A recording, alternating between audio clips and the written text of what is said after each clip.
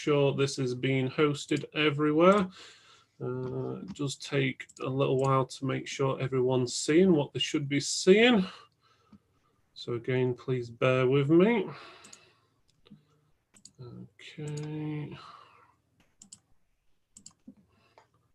That's in there, that's in there. Okay, everyone who's watching at the moment, please bear with us. I'm just setting up the live show. I can see if you can basically see us, please comment so I know you are watching.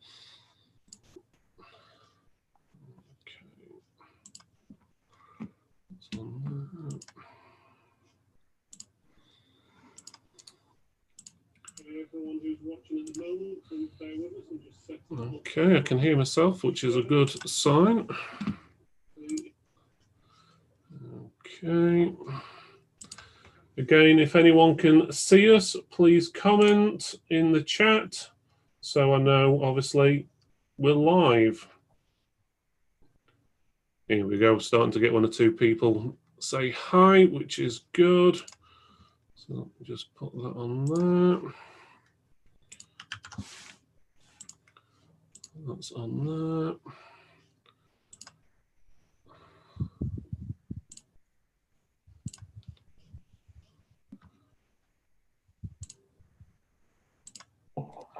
Please bear with me. Zoom is being a pain and won't let me stop sharing, which is not a good thing. Here we go. Right, welcome to the Tech for Tech Tech Talk. This is episode 6, Should I Get a Shop? This is a live show. We are streaming live to the Tech for Tech Facebook group and page, YouTube and Twitch. You will now be able to listen to the show on Apple, Amazon, Google, TuneIn and Spotify podcasts. So you've got plenty of ways to watch us. I'm your host, Phil Griffiths. Today I have 5 co-hosts. First of all, we have Jennifer Griffiths, who is the owner of Tech for Tech. How are you doing today, Jennifer? I'm doing very well, Philip. How are you? I'm not doing too bad, thank you very much.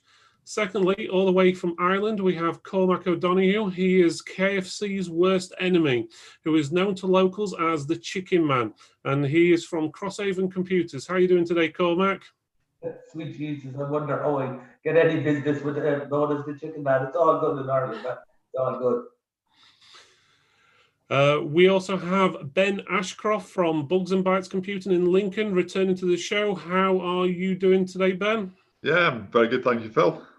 Good, good. And we also have Bruno Matters returning to the show. He is from Morley Computers in West Yorkshire. How are you doing today, Bruno? Very well, thank you. And last but not least, we have a newcomer to the show. Please welcome Peter Whitehouse from ScanStation Computers in West Sussex. How are you doing today, Peter? Yeah, I'm good, thanks, Phil. It's great to be here, thanks. Nice one. Right, let's start off with an informal chat while we're waiting for everyone to log in. What have you been up to this week, guys? You can basically mention what you've been doing, a tip, some advice, anything like that. We'll start off with you first, Cormac. Thanks, Phil. I suppose my tip would be actually the Tech for Tech groups. You know, if anyone's listening to the podcast, join the Facebook group. It's really helped my business. You know, we can't be a master of everything, and I give a shout out to 2 people in the group. One was a lady who was on last week, Alison Cook, which I send my data recovery to, and I'm not, the reason I'm plugging is because customers that I have sent to that the data recovery I can't do anymore, I'll send it off to them. They're all the customers are after getting back to me saying they're extremely happy, and it reflects well on me, on my service, besides my little kickback I get anyway. But it makes people come to me more, and also they say this guy's honest, this guy's trusting. He sent us to people who are trusting. He'll bring computers to me, you know. And the second person I want to give a shout out to is that we're very busy, us techs, you know. And last year there was people, you know, trying to sell services and this and that, and they could pound you with countless phone calls, you know. And there's Karen in the group there from Cloud Dolphin, you know, and we linked up, and I might be using the product after Christmas. But I loved his style. There was one meeting, he didn't pound you with 10 phone calls, he didn't pound you with anything. Once we went on, we done a Zoom, showed me the product, and I was grand. And then we got in touch, and I said, I'll be back to you. And that was beautiful. I get 50 phone calls, 50 WhatsApp messages, and 50 emails a day. I cannot have people bringing me up sales. And anyone who's too pushy, I'll just say forget about it, even if it's good product. So that's two good members of the group, you know. So that's my tips of the day there. Right, thank you for that, Cormac. Next, we'll go on to Ben. What have you been up to this week, Ben, or have you got any news or tips or advice? Yeah, I'm keeping busy, thanks. I think the new 30 series graphics cards have just been released. GeForce and seen a lot of issues with capacitors and to do with the configuration of the new cards starting to come through. I think probably a better thing to hang on to the older cards at the moment and wait until they iron out the teething problems with a new set of cards, possibly. Yeah, that's a pretty good idea, to be honest. I'll be mentioning a bit about that in a few minutes. Got some interesting information about stock on that one. But first of all, we'll go on to Bruno. Have you got any tips, advice, news? I think it's just kind of a follow-up of what Cormac said, really. So this type of show that you guys are watching now, and we're all here, it's kind of the reason why I joined Tech for Techs to start with. So I started my business like in the beginning of the year. I was looking for advices, tips from people that had their IT shops that were doing repairs, basically the same industry really. And I just wanted anything really. And I found, or I came across either on Facebook or YouTube, some of Phil's videos, and I thought, oh, this is quite interesting. Then he mentioned Tech for Tech groups. I joined in exactly because I wanted more of this type of information, and kind of ended up much more than I expected. So from other engineers to help to sourcing parts that you can find anywhere really. It's a very together group type of where everyone is just very friendly, very open to help really. So very happy to be here and kind of share the little that I know with anyone else. Well, it's good to see that you're all enjoying the group, that's for sure, and we're providing some sort of information for you. Right, let's move on to Peter. Have you got any news, advice, tips, or anything along that lines? Yeah, I mean, it might seem super obvious, but what we're finding at the moment is everyone's beefing up their home office setups, getting ready for lockdown or being sent to work from home.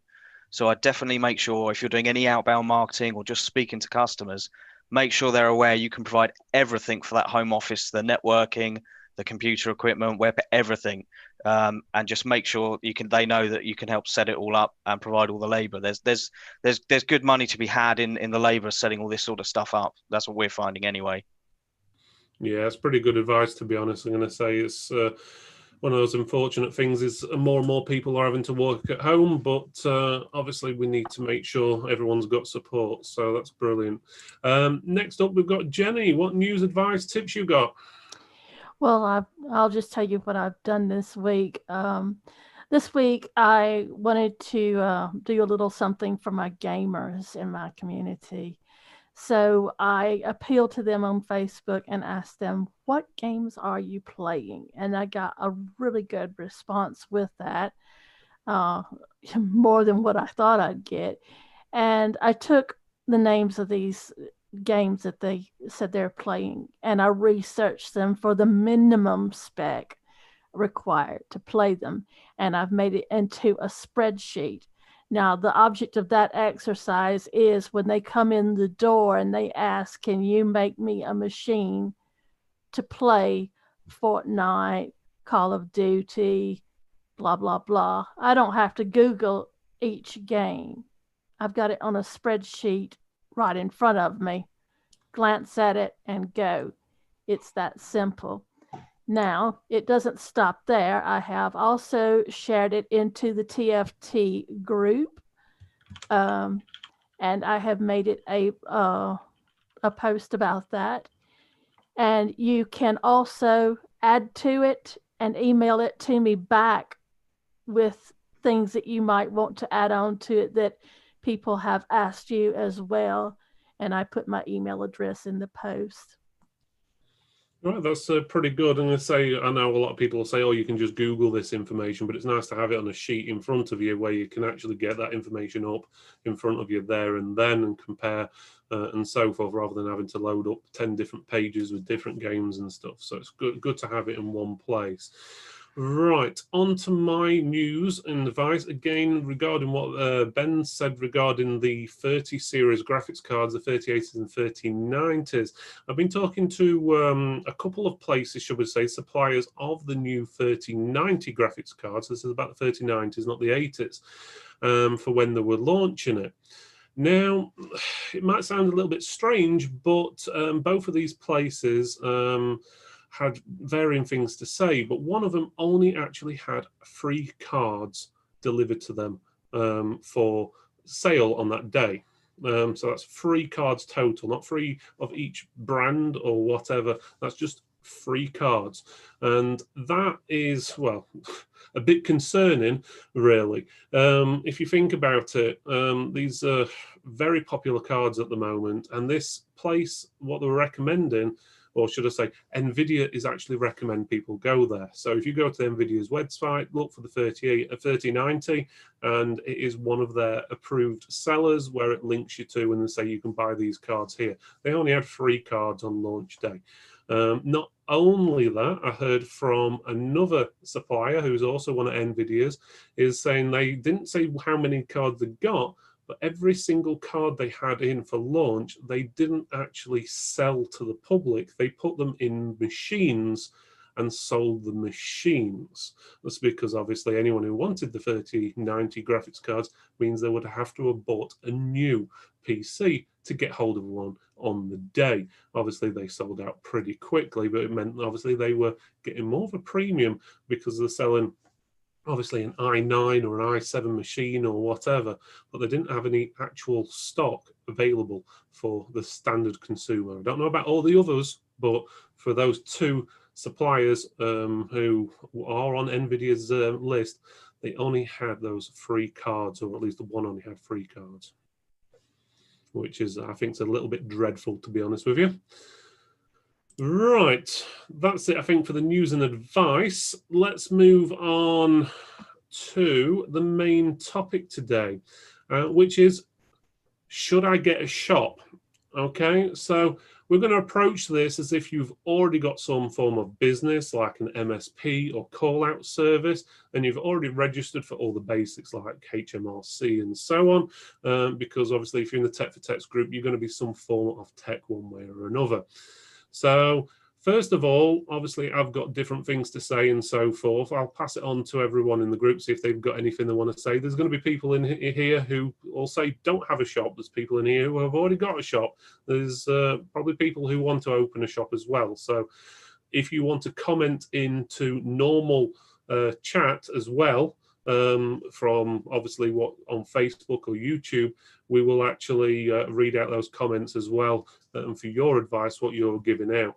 Obviously, this conversation is advice. What works for one person may not work for others, and as always, it's down to you. So no coming to me in a year's time saying that you've gone bankrupt because we've telling you to do something a specific way. As I said, everything is obviously down to basically how you do it, and everything's different per area as well. Right, so let's go on some advice. Let's start off with Jen. What have you got to say about starting a new shop? Well, first of all, research your area, find out your costings. What's it going to take to run the place? What do you have to make to break even? And realize that you're not going to just have to break even. You're going to have to have other expenditures. And what I mean is, it's not just rent and lights and internet and telephone and hey. You've got council tax. You got possibly staff to pay, incidentals. You need to have some money in the bank so you can order parts for repairs, parts for builds. You don't want to make the customer wait until their money clears, because it makes it look like you broke. And That's not good. So you need to have a little cushion on one side. Don't just go in full Johnny and say, right, we're here. We're going to do this. It doesn't work. Trust me. You even might want to consider that you're going to need a microwave. You will need little things. It adds up. A Hoover even. You're going to have to clean it somehow. It doesn't clean itself. And all of these things, they add up. It's like having a second house, if you will. It's just about like having a second house. And you're going to have to stock this place as well. So my advice to you is don't buy anything for stock that you can't use yourself. And what I mean by that is stock paper, because you're going to need paper. You could stock some form of ink for printer. I wouldn't go for every brand. Pick one and stick to it.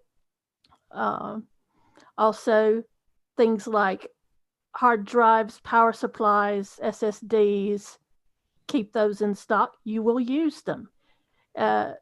Don't go out and buy gadgets. I got stuck with some gadgets. They ended up being everybody's Christmas stocking one year. So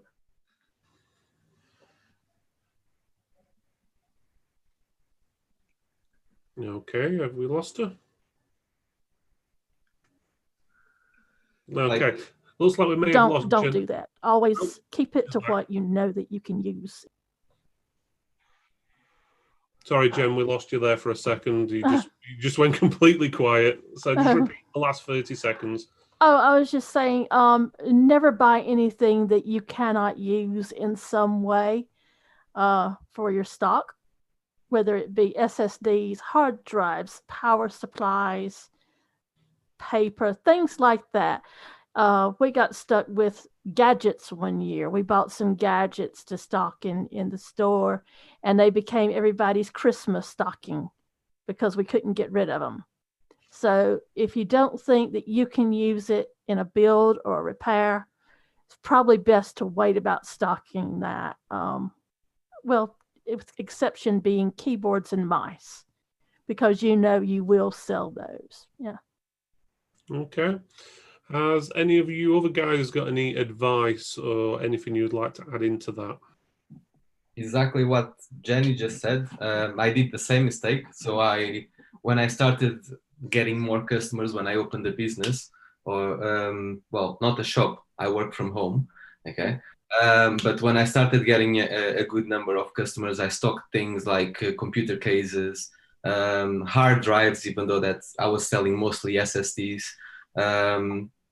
What else? Keyboards. Like I bought like a few, like I would say a good 10 different styles of keyboards and bundles and things like this. And these are things that, at least for me, I don't sell keyboards at all. I sold one keyboard so far.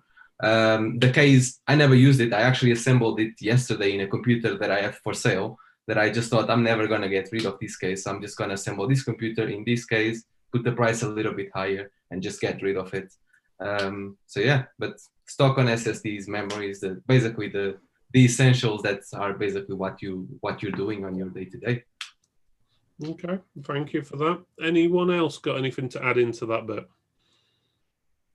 So I'd probably agree with what Jenny said. We did open a shop about 10 years ago now, 10 years almost to this year. And we bought a lot of components in, thought, great, we'll sell lots and lots of components. And really, all we needed is what we would use to assemble systems or do repairs. Now, very rarely do we sell lots of components. I think those sort of customers, if they're buying a component, they're likely just to buy it online from an e-tailer. You can't really add any value to a single component sale. All the components we use go in systems or repairs.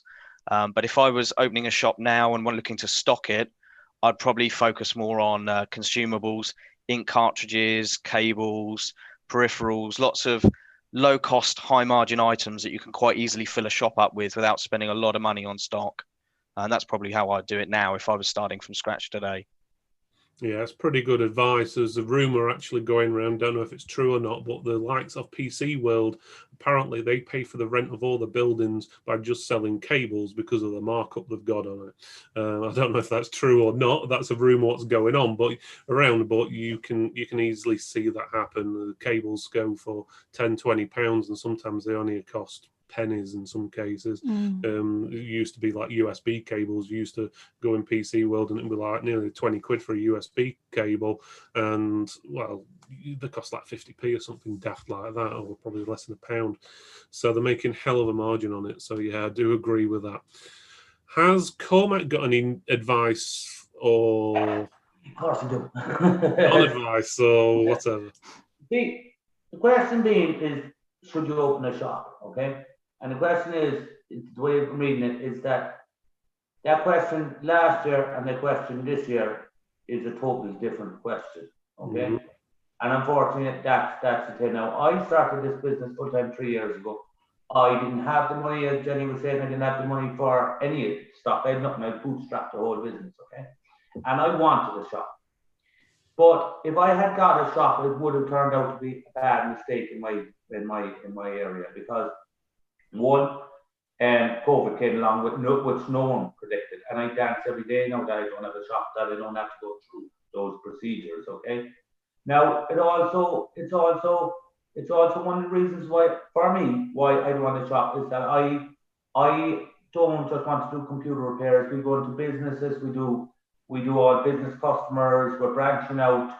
I'm trying to market myself more as a consultant. Okay, so you can use this from a home office. And the interesting thing about the word home office, before it was an area you felt like a lesser person area because of a home office. All right, but nowadays it's home office. Everyone is home office.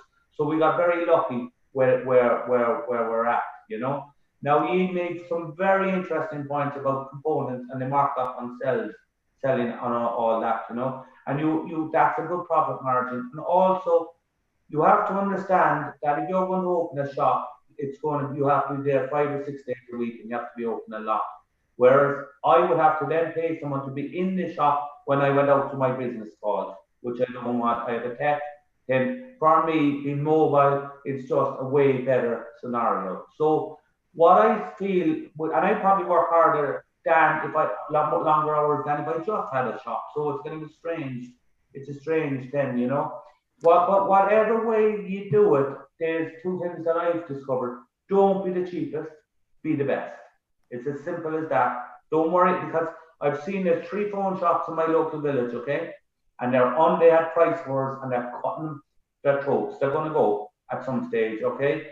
And there's another guy who worked for me. He set up his own phone shop in a different part of the town, and he just kept his prices high, and he's just the best, and he's coining it in. You know, that's as simple as that. Never have a rush to the bottom with prices, because where the way I look at it is, we'll say you will charge 85 quid for, I don't know, a clean install of Windows or something, okay?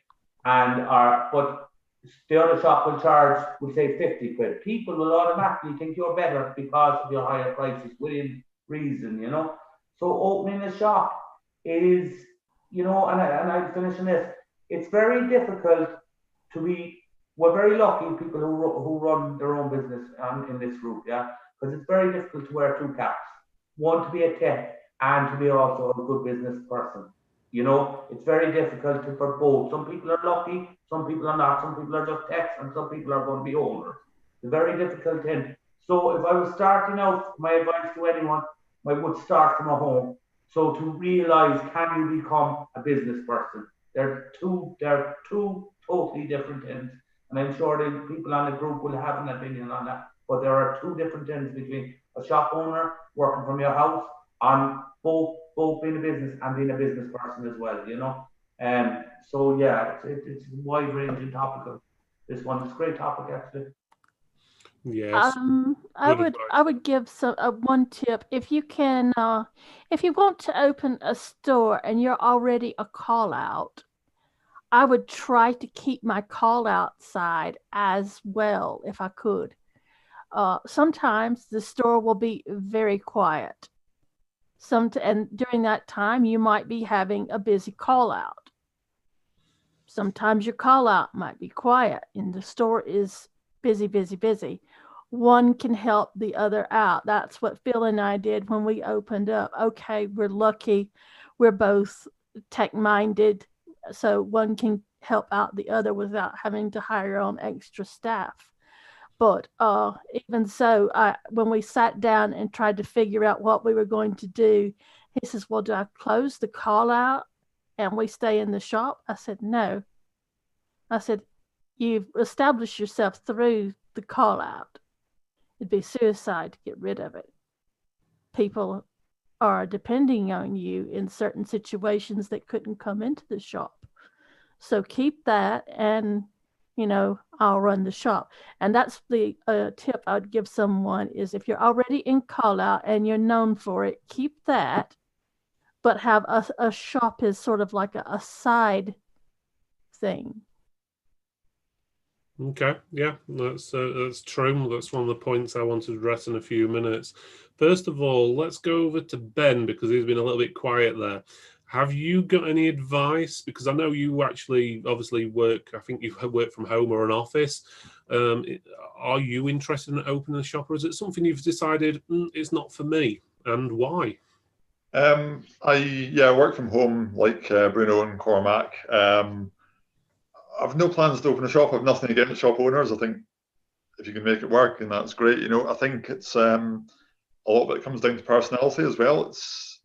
I've done jobs where I work shifts, and I've done 9 to 5, Monday to Friday, and it's not me at all. Anyone that knows me will tell you I like sort of freedom a bit of working from home. If I've got a quiet week, it's great. I get a bit more free time. If I've got a busy week, I knuckle under, crack on, I still do the call out side of things. The call outs, I think, are a great thing for retail or working from home. I think they can be very lucrative. I verge more towards the hardware side of things, but now and again you get software call outs. Like I think I had one, the guy wanted to go and fix his microphone or something, the sound had stopped working his computer, and got there, fixed the issue for him, charged him for fixing the issue, and then said to him, look, your computer is sort of 12 years old running on Windows 7, and he ended up buying a whole brand new computer system off me from it, sort of thing, So it's the call-outs are definitely lucrative, and I think what I think it was Cormac said about the pricing, getting your pricing right, and again, whether you're in a shop or whether you work from home, is spot on as well. Don't be the cheapest because you attract the wrong type of customer. Yeah. It's not a race to the bottom; it's a race to sort of keep surviving, get a sort of name for yourself, and yeah.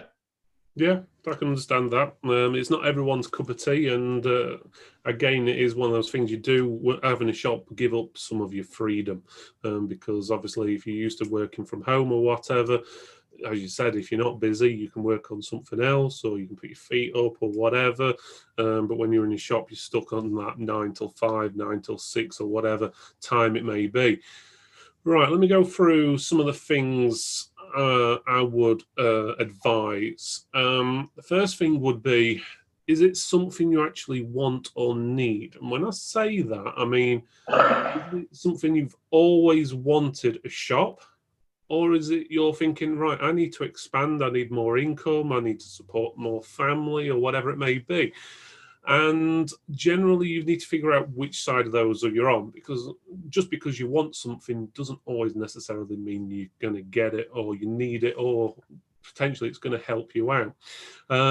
So, for example, you may have seen an opening in the market. There's no one in your area doing iPhone repairs or Apple products as a whole, or let's just say custom-built computers, and you see there's room in the market for you to fit in. You think, hey, yeah, okay, I can open a business here.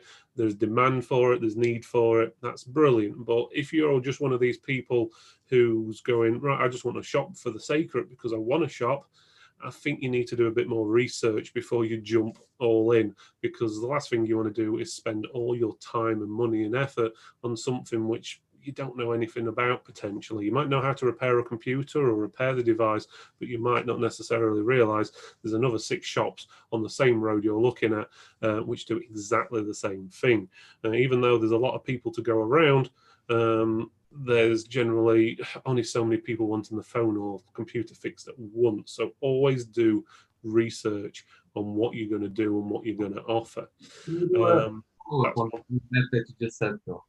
So about 9-10 years ago, when I finished my studies in IT, I had to do 2 different internships. So one was doing mostly networking, call outs, this type of job that I do now. And the other one was basically in a computer shop on the basically repairing computers. The one that was doing call outs, I didn't enjoy it at all, not a single day. But then it might have been the person that I was working for at that moment. But the shop and repairing computers was something that I absolutely loved it. And up until today, I still have that. I wouldn't call it a dream, but I would call it almost like a fantasy of having my own shop, my own way, my own workbenches and everything. And that's where it gets very conflicting, okay? Because from exactly what Ben said and what you were saying now, Phil, about the need and the want, I always wanted it, and I have the possibility to do it now. But at the same time, should I? That's the question. Paul Covage, the managing director from Target last week, you asked him the same question, and his answer kind of put me back to the idea of having a shop. Basically, I was off the idea because now it's all working from home. People are a lot more accepting the fact that you don't have a shop, but you have an office home or you have a workshop home or whatever it is. And it works. It's working. My business is blooming and I can't complain at all. But I've always had that idea. Now, there's 2 things here that kind of favor the shop, which is the elderly customers that don't have the knowledge or the how to go to the internet and find a website to call this person to come get my computer or whatever it is. So I think I would generate quite a lot of revenue because it's quite a small town where I am, even though that I'm in the Leeds area. But also what Paul was saying is about the supply demand, because now we're seeing a supply in people laptops and getting more computers because they're all working from home. And eventually those laptops are going to have a problem and there will be more demand for us to come and repair. Yeah. So it does put me back to the idea. But then what Jenny was saying about if your business is about the call outs, which is for me, I started as a out of hours call outs and weekends, and I wouldn't charge extra for that. And that would kind of go away if I go into a business unless I hire someone. And these might be a tip, I would say. So I started putting this idea in my head. If I wanted to open a shop, what would I do? I'm going to keep my call out because the business idea remains the same, isn't it? And but if I had to hire someone, I wouldn't hire someone with the same technical skills as me. So for example, I don't do phone and tablets. So I would hire someone that has the basic computer skills, but that is very good in phones and tablets. So then I could expand my catalog of services and generate a new stream of revenue. But yeah, I have very conflicting ideas about this, and I guess I need to take time to consider all the options and see how it's going to go with this COVID thing. We never know. But I think we're all getting favored in terms of working from home. And like Ben said, I love it working from home, having my own schedule, fixing whenever I want and resting whenever I want. It's awesome. But yeah. I have a question for Peter there and Jenny and Phil. Peter, you have a shop, don't you? We do, yeah. There's 4 of us as staff, so we've always got someone there. Ye have went down the route, so it's a very good question to ask ye. If you had your time over again, would you do the same thing? Or obviously this could be something different, and obviously COVID has thrown everything into a mix, but would you, like for me, as I said, I'm quite happy to have moved into consultancy. I would have had a shop, except I didn't have the money, and it worked out for me. So for ye people who have went down the road, what's your views now, Peter, after 4 people and business and I think if we could achieve the same revenue without it, maybe we could quite happily do without. We're quite lucky. We're in a bit of a retirement area. We have a lot of elderly customers, a lot of high net worth people. We have some nice areas nearby, and they all value service. Everything we do, we're not just there to just sell items. Everything is built around services. So if someone comes in, we've got new computers on display. A lot of our competitor small shops are selling low quality or very, very old refurbished computers that don't sell any new stuff. So we're the only real local alternative to your big stores, your PC worlds. Most people that buy a PC from us will pay for us to set it up, go around their house, set it up. We always attach Microsoft Office, BullGuard. So those we make good margin on those sales. Everything we do is built around selling services. Even though we've got stock, we've got components, it's all about building it around the services. Yeah, that's a good point. That I'm going to say we're very similar. It's building it around the services because, as you were saying, if we sell a computer, let's just say ballpark, you make £100 on selling a computer. That's it. You've probably not got anything going. But if you can sell them extra services, including setup for home setup, or even if you include it in the price or whatever, get them onto something like either a maintenance contract, so you've got reoccurring money coming in, or even things like backup solutions where you're selling that, and obviously you've got more reoccurring money coming in. I think we offer, mainly from having the call out service to begin with, we offer more of a service. And that's how the shop originally was. It was supposed to be our shop was supposed to be a repair store, so people would just bring things to us, we'd repair it, and that was it. It wasn't really a retail store, and it's just developed from people wanting more and more stuff, and then offering more and more stuff. So, would I do things the same? Now that's another question. What I want and what I need. What I would like to do would be just have a store what we just made computers and we sold computers and we just supported those computers.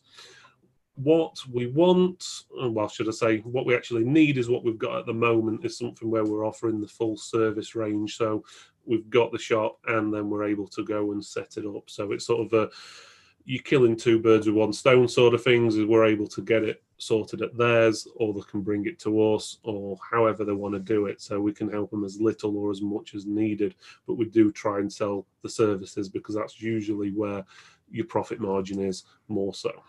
You have to remember, you're not just selling a product and service, you're building relationships. And if you're not good with customer service, it's no use in opening it up, because you will get the irate customer through the door banging on and on and on about how you sold them something that's not working now and blah, blah, blah. And you need to know how to handle these situations and turn them around quickly. Say, all right, don't ever say, calm down. That's the worst thing you could ever do. And I always tell Phil this about me when I get angry with him. Don't say that. The best thing you can do is say, I understand your frustration. I really do. Let's see about what we can do to make it work for you again.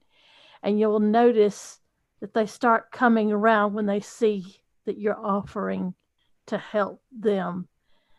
You may not always have the answer they want to hear, like your computer's toast. But if you're honest with them and you try and offer a solution, that's always the best thing. Be transparent. No one wants someone that's going to give them the world through rose-tinted glasses and everything. Be transparent. You're going to get people through your store that are very dishonest. And an example of that was one Christmas, Phil and I decided to sell some tablets. We had 3 on the shelf as demos, and the boxes were with them accordingly. We had the stickers on the shelf. Well, I noticed, I turned to look at Phil, turned back, and they said, I'll have this one. And I thought to myself, no, that's not the price of that tablet. I know it isn't. That's the high-end tablet. I know we're not selling it for that. And I looked, and they had peeled the sticker off of the mid-range and put it on there because I could tell where it had been peeled up. And I looked over at the mid-range one, and it was on there. We rolled back footage at the end of the day, and they definitely had. I couldn't say it in the store, but I knew they had. And when they said, I'll have this one for this, I said, that's not the price. I said, if you look on the boxes above, you'll see the prices for that one or this. Okay, they walked out without buying it, but I was standing my ground. You have to stand your ground sometime. You can't let people push you over. No. And there was the same Christmas with the tablets. We were talking to this couple, and they turned, and I saw that they had something in their hand, and they walked out. End of the day, we couldn't find it. We came back after Christmas, and they said, we bought this tablet, and all we got was an empty box.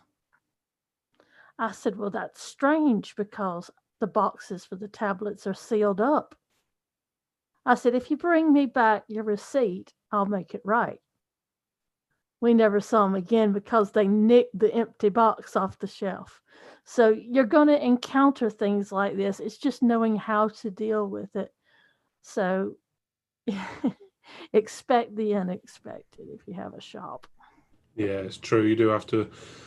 You get a few plonkers, let's put it this way, when you have a shop, more so than when you've got a call-out service, and time wasters as well. I'm guessing you probably see a few time wasters we've had in the shop as well, Peter. There's usually like one that's come in and stand around and talk all day about what specification computers they want and then go somewhere else.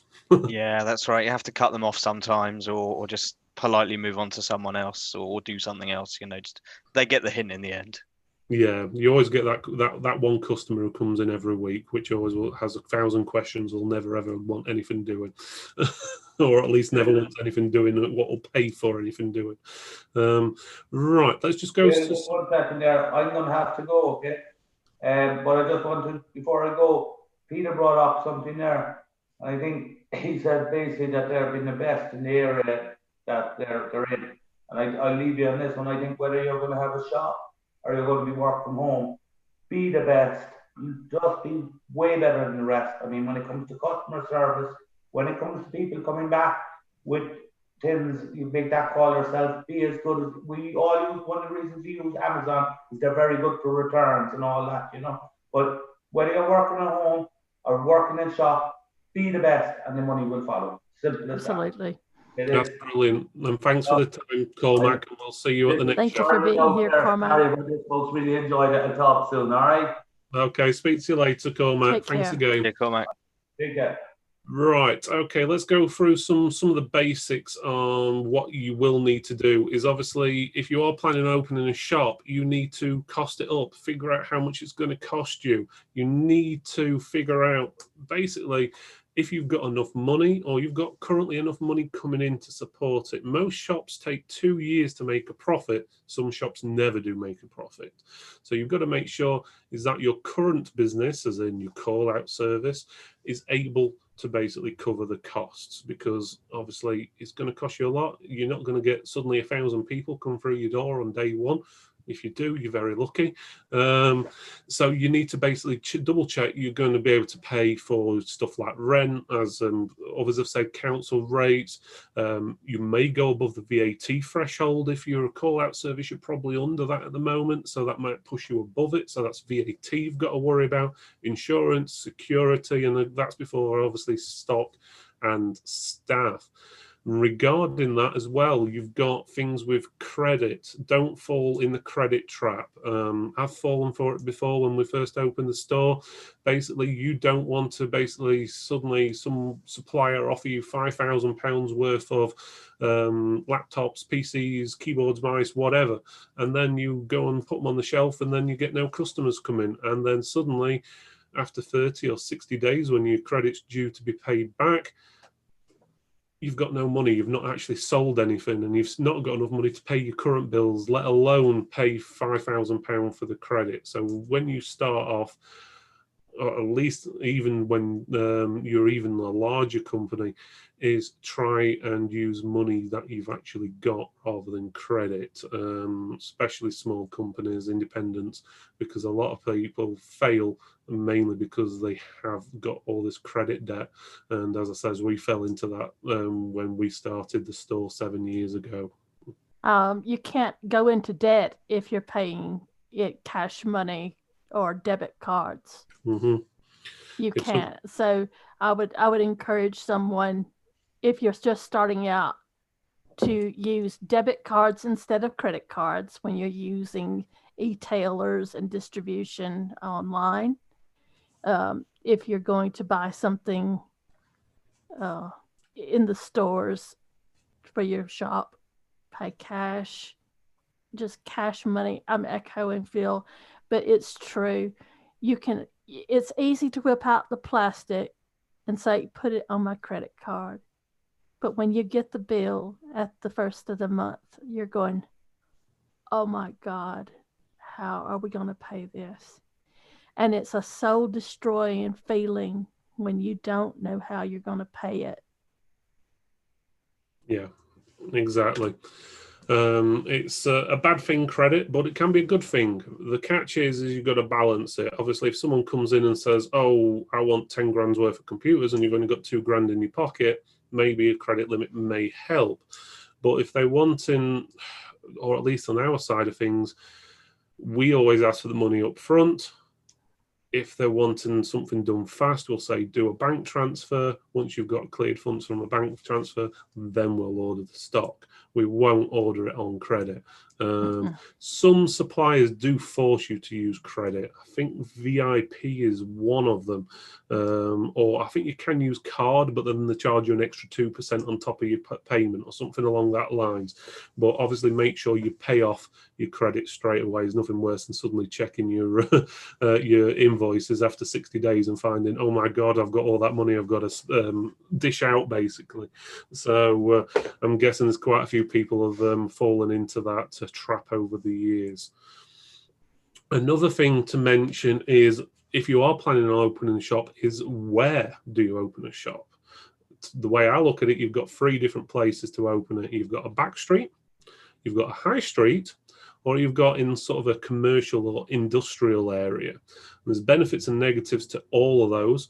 Back street stores can cost you less in rent, but usually only have street parking and low passing trade. So you rely on people coming to you and finding you from search engines or through your marketing and stuff like that. High street shops sometimes have parking, and sometimes people will have to pay to park, which can put people off, especially if it's more than 2 minutes walk away. A lot of older customers cannot carry heavy computers, but it has benefits for more traffic, as in more people, more customers and stuff like that.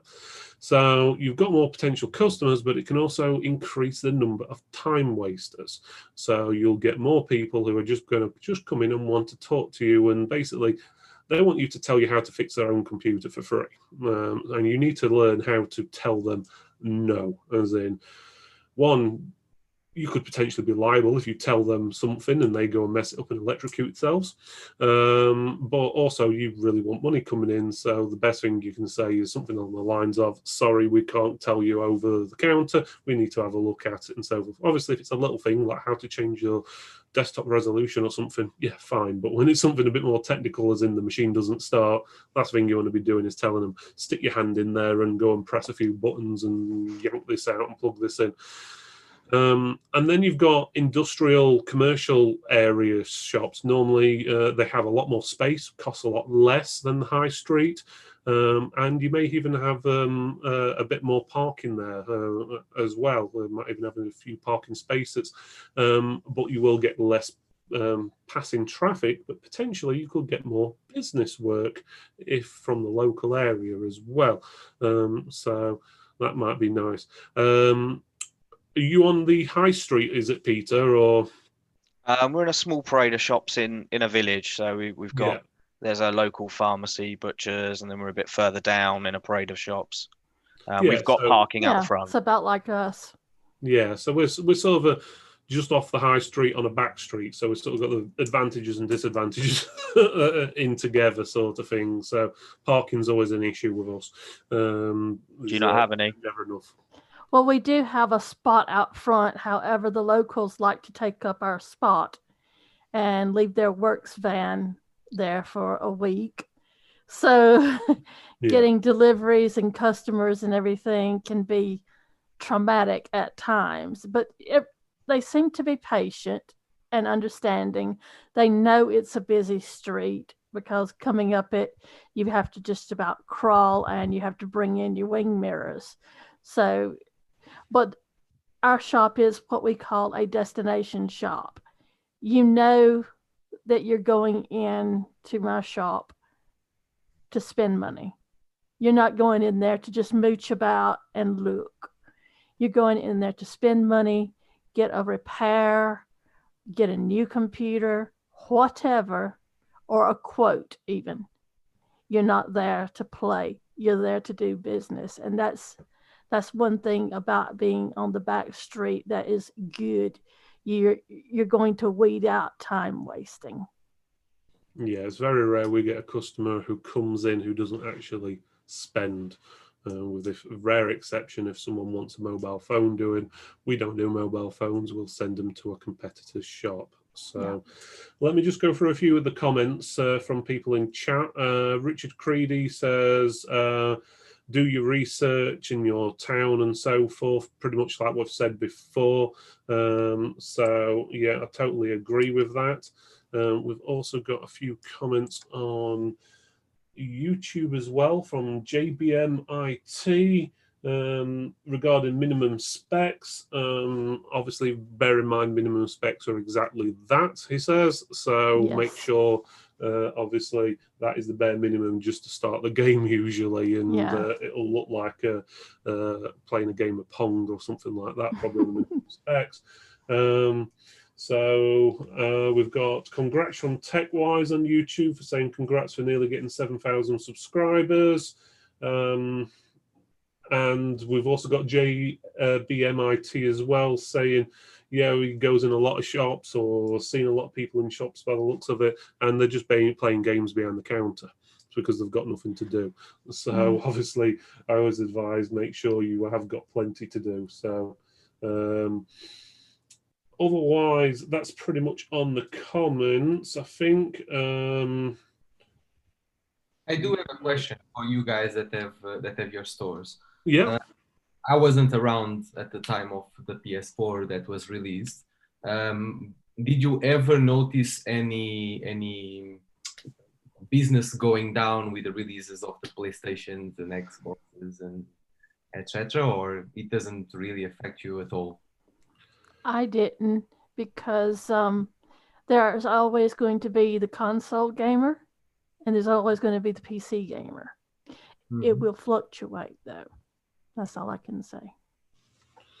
Yeah, I can't say we've ever had, we don't deal with consoles anyway, so generally you tend to find people who are into consoles are into consoles, people who are into PCs are into PCs. You may get a bit of crossover, but we find a lot of people, if they start off with consoles, they usually emigrate over to PCs or something like that. Is usually a lot of things, usually in the teens or getting up into the 20s. Some don't, some stay on consoles for the rest of their life. Some like both, but I can't say it's really affected us ever, any consoles. Just one more person asking a question. It's not really Tech Talk related, but he's saying he's got a Z370M motherboard and he's planning to buy a 900K. Will it work? If I'm right, the Z370 does support the 9900K, but it may need a BIOS update if I'm right. Yeah, it will need a BIOS update. Yeah, it possibly will. You'll have to double check to see what BIOS update you've got on there. But if you check the manufacturer's website, which is Gigabyte, and click on support, then it will actually tell you on there which processors it does support. So I'm pretty sure that one will work on there, but it will need a BIOS update. I must say, please do your research on your own, though. Don't hold us to anything. These are just off the top of our head remarks right here. So do your research before you go out and buy a processor and a motherboard. Yeah, right. Let's go through a few things really quickly before the end of the show, because we've only got roughly 5 minutes left. A couple of things what you need to figure out is how are you going to offer your service? Are you going to specialize? Are you only going to do stuff like building PCs or Apple repair or new computers, or are you going to be a jack of all trades? Obviously, jack of all trades, you've got more stuff you can repair and so forth, and so on. But you may not be as an expert and so forth. That's why I've stuck with Windows rather than Apple. We have a competitor store. Well, not really a competitor, I'd say more of a friendly store that we deal with. We send all Apple repairs and same as tablets and phones to them.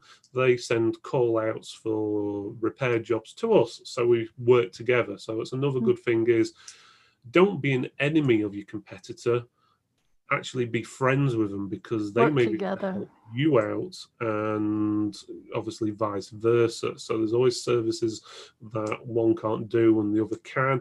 There may be a job somewhere where they suddenly need 100 computers set up and they need help, and you're the person to help. So you're the local expert with them. If you work together, you can become successful together. And I think if they don't want to be friendly, you will get more done as a team with the surrounding shops than you would ever do as if you try and be bolstered up and, oh, I'm better than them, I don't have to talk to them. Talk to them, form a relationship. If there's something that you know that you're not good at doing, pass the trade to them, like Phil said. It shows a good relationship is a really needed thing in this trade. You can gain from it. I do every day. I get people saying, the shop down the road recommended you for this. They get, oh, Mrs. Chips sent me. They said that you'd do me right.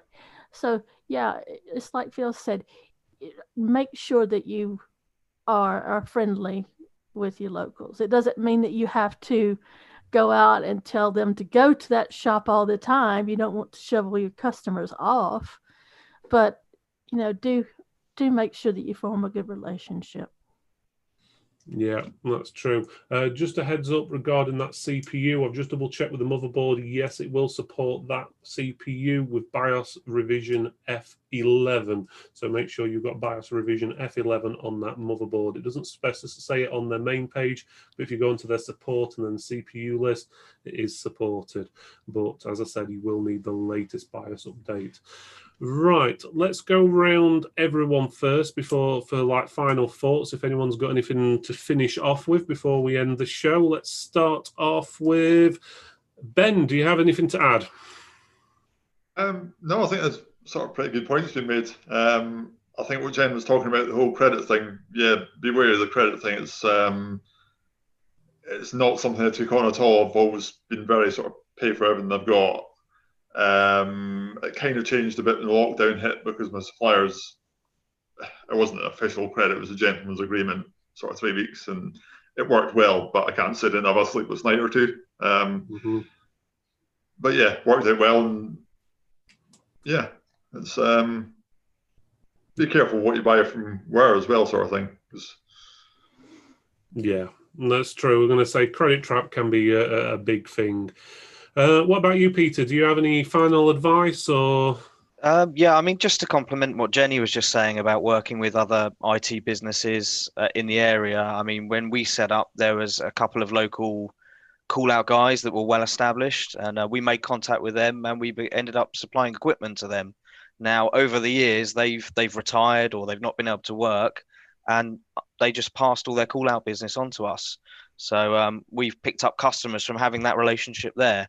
So we looked after them.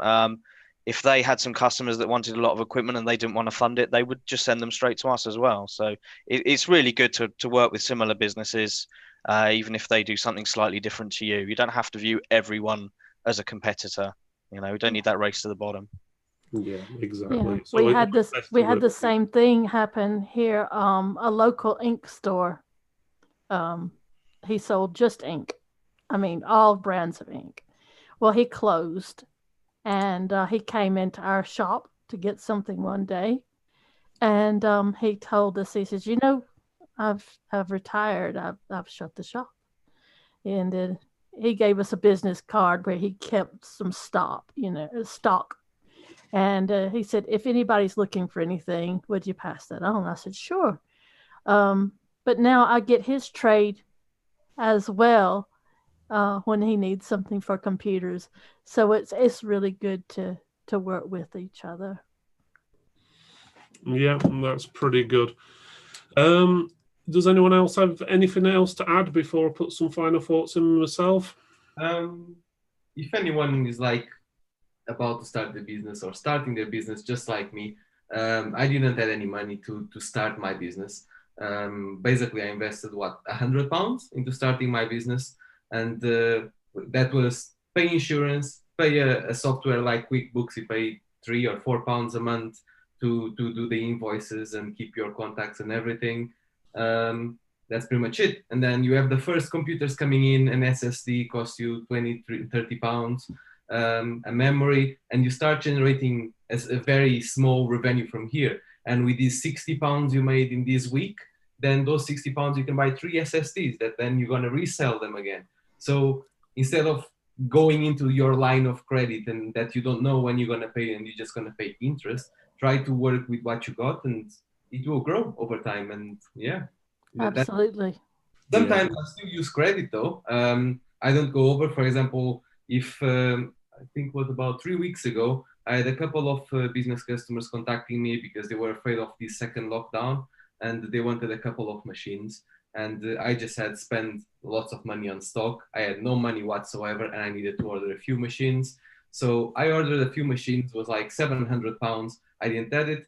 Credit, as soon as those customers paid me, I paid the credit straight away. That's out of the way. Anything else is profit. So it's just keeping your business accountable for what you're doing so it goes well instead of Yeah, I agree with that. As obviously invest in your own business, as obviously when you get that money coming in, don't go out and spend it straight away. Put the money back in and keep putting it back in. And obviously you've got to live off of some of it, but you need to invest it. Don't spend it all on holiday straight away. Just keep putting more and more in. Just to run a few things through the chat. Let's have a look. Marion says, can you offer too many services? I think you can. Yeah.